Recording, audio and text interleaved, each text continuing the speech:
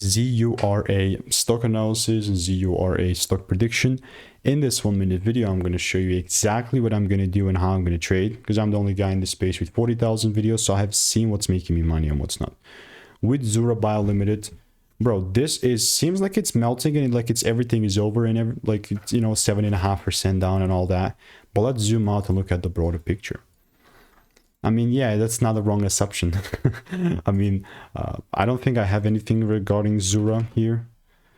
Some mentions, but from a weekly chart, honestly, I don't have that big of a hope for Zura. I mean, obviously, it could kind of short squeeze.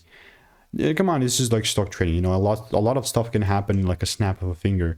But to be like the most realistic I can, the likelihood of the price just slowly kind of starting to kind of creep lower and lower is just super high. Meaning that, yeah, maybe only if the price shows me some sort of a double break here, only then I'm going to look to take it down.